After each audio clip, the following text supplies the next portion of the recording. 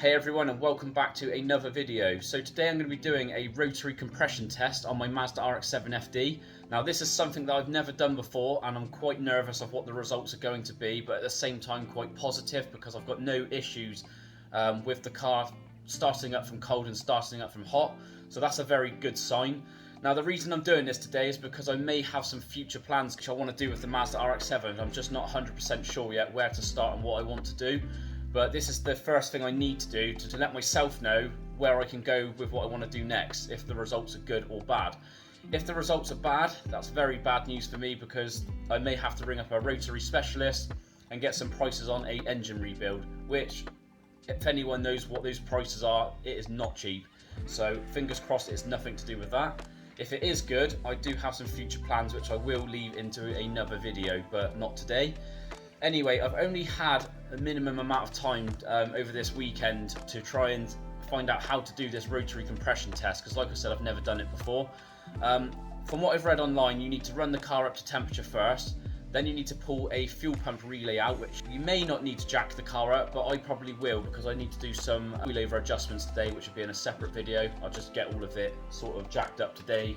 What you need to do then is locate the two top spark plugs which are in the housings. They're not very easy to get to when you've got a stock engine bay like mine because you've got a lot of extra wires and hoses still from factory, so it's a bit of a pain to try and get your hands to where the spark plugs are.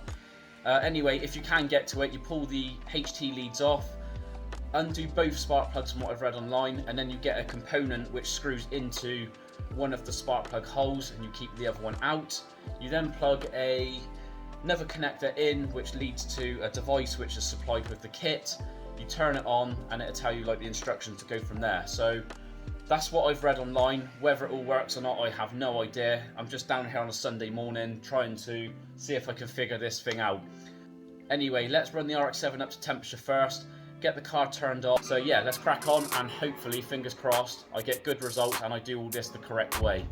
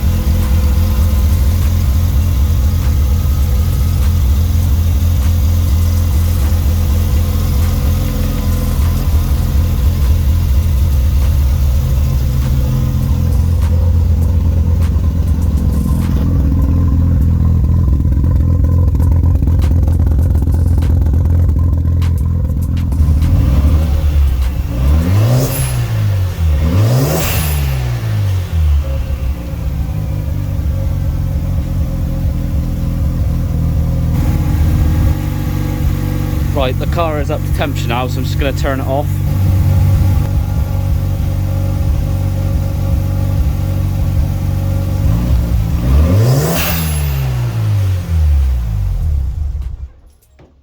Right, the next thing we need to do is take this fuse out, which I believe is in this fuse box just here. I'll try and lift that up a second, one-handed. There we go. And I believe it's the third one down, this one here. So let's go ahead and remove that one. It says, ooh, a bit tight. Okay, so take that out, put that one somewhere safe for the minute. I'm just going to grab a torch quickly. Right. So this is what I mean by how much of a pain in the ass these spark plugs are to get to.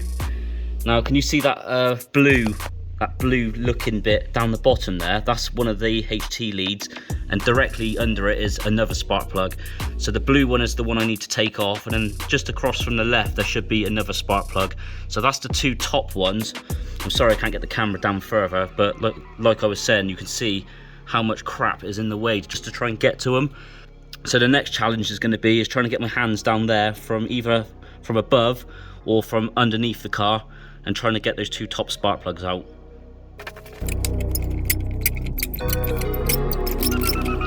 Now I've only just jacked one side up, but one question I do get from a lot of people is where do I jack my car up on the RX7? Because if you go too close underneath this side skirt, it will start to like make a cracking sound, and yeah, that's exactly what you don't want.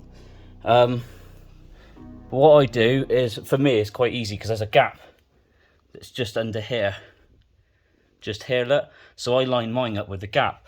But what I would say to you guys is draw a line from where your dials are on the inside of the car, go directly down, and roughly around that area is a safe area, so it won't be any danger of cracking the seals or anything.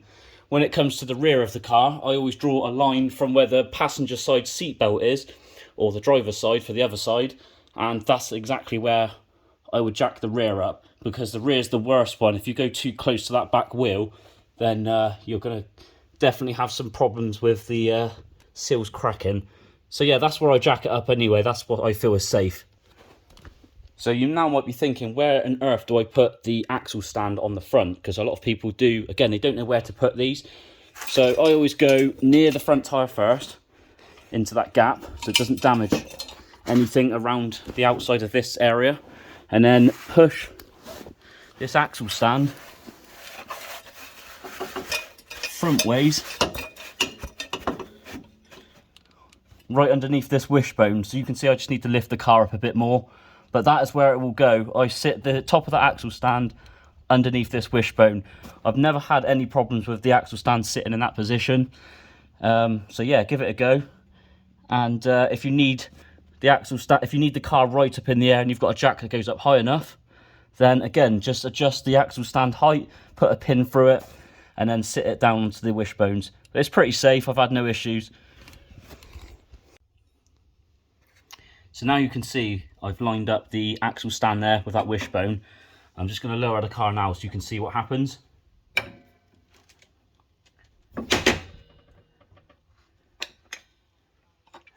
There we go. So plenty of height, as you can see.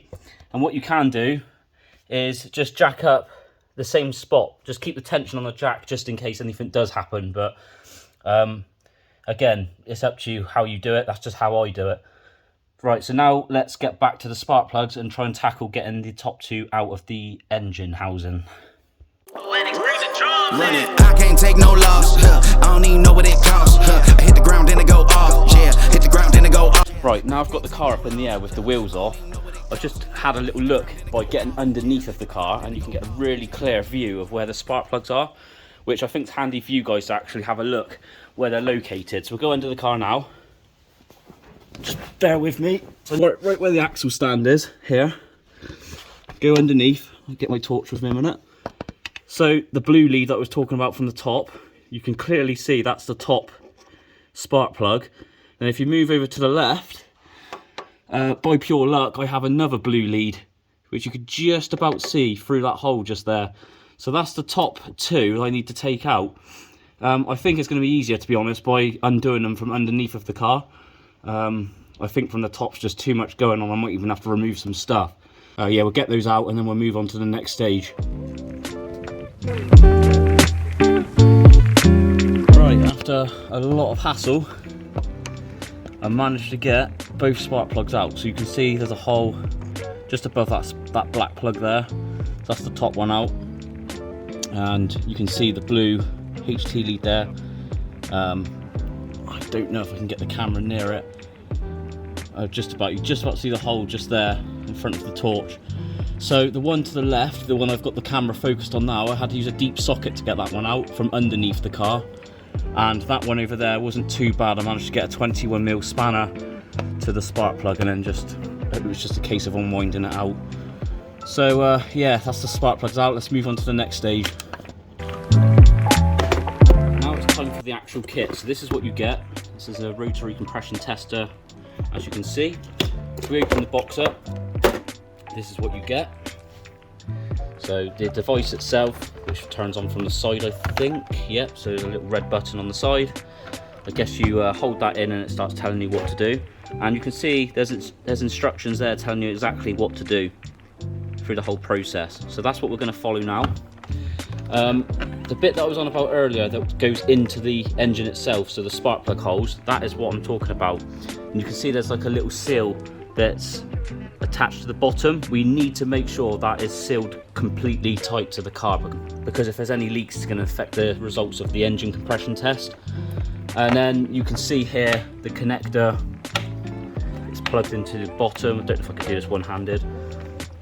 No, I can't. Okay, but yeah, this comes off. We're gonna put this into the engine first. This is like first section, and then this plugs in to the compression tester itself. So what we're going to do now is put this into the first spark plug hole, and then we're going to start doing the process with the device and start cranking the engine and see what we get. So there's the connection, and I've screwed it into the top, as you can see just there. You can see a little like hex head on the top. That was a 14mm. I've not done it overly tight because I don't want to damage it, so I'm guessing it only needs to be nipped up. Now we can plug in the next bit and we can begin the cranking and see what happens.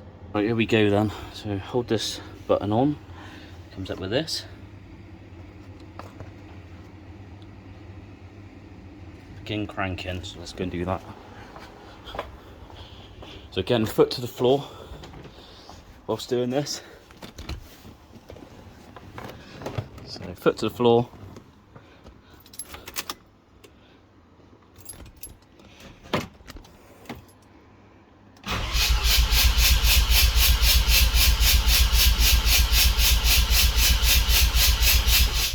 My car's just cut out, so I don't know if that's normal or not. And here is the results. So it was in bar then. I did see some 7s, which apparently is good. So 7.4, 7.4, and was that 7 point something else? So PSI, so it's all over 100, so I think that's good. There you go, 7.7. So I think that one's good. Okay, so what we need to do now then is swap the connection over to the other spark plug port hole, and we will go from there. So the car did just cut out. I don't know if that's normal, maybe it is part of the test. So hopefully I've not lost all power. Well, today almost went to plan, but I think I was supposed to remove this yellow plug, or the green one, I'm not sure. I think it was the yellow one, but I didn't. And now I've got no power to the car whatsoever, so I've blown something somewhere. What I'm going to have to do now is talk to Tom from Advocate, see what he says, and see what the next step is now. So it's my fault. Again, I've never done this before, so you live and you learn. Okay, now strangely, I've just been online to have a little look at why I've got no power, and some guy on one of the pages just said, check if your headlights and side lights work. And I don't know why, but I just tried my lights. The headlights are working, but the side lights are not working, but it's just somehow gave power back to the car. So what I'm going to do now is take that EGI fuse out of the engine bay, and I'm just going to try and get this last result sorted out now. So test number 2.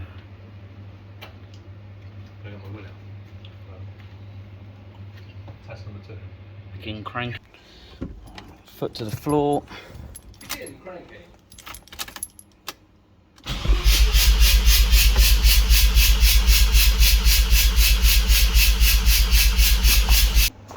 Seven 7.8, 7.7, 7.7. No, that's decent. Yep. That's good. Yep. Mate, she's a healthy car. 2 She seconds. can be yours for just $39,995. 8. So that's good then. Results are good again. So that's it. Right, that's really good news. I'm very happy about those results. So what I need to do now is decide what I want to do next with the whole entire build of this car, and that'll be in future videos. You can see here, I'm completely obliterated trying to get this fuse out, so I'm going to have to order a new one of those. The only thing I can find online is the whole entire fuse box for 30 quid, so I'm probably going to do that. And I've got some spare fuses anyway, and I just took that EGI fuse out, which is what I forgot to do in the first place, which is what cut the power on the car. So I got all that out, reset somehow the car, and now it's worked, so I'm happy about that. God, it's very hot. That is it, it's done. The compression's all good. I'm very, very happy with the results. on this engine. I did have high hopes for it, to be honest, because I don't have any hot and cold starting issues. I have to say a massive thank you to Tom from Advocate Motorsport. I've just hassled him on his Sunday afternoon with his family, and he still managed to find the time just to write back to me quickly why I lost some power, ask me a couple of questions. It turns out I didn't remove the EGI fuse when I was supposed to, so yeah, note that if you're planning on doing one of these tests on your own. Schoolboy error for my part. Like I said at the start of the video, I didn't give myself enough research to see what I had to do. I just kind of jumped into it with minimal sort of research. But yeah, massive thanks to Tom. We got there in the end. Somehow the car reset itself once I tested out the headlights. I don't know how and why that worked, but it did. And then I managed to carry out the second test before the engine got too cold. But yeah, it's all done. I'm going to put the results up on the screen now for you guys again, just so you can see what it was overall. And yeah, that's it. So keep an eye on the channel for the next load of videos. There is a reason why I'm doing this, and we'll see where it's going to go from here. Thank you for watching, and I'll catch you all in the next one.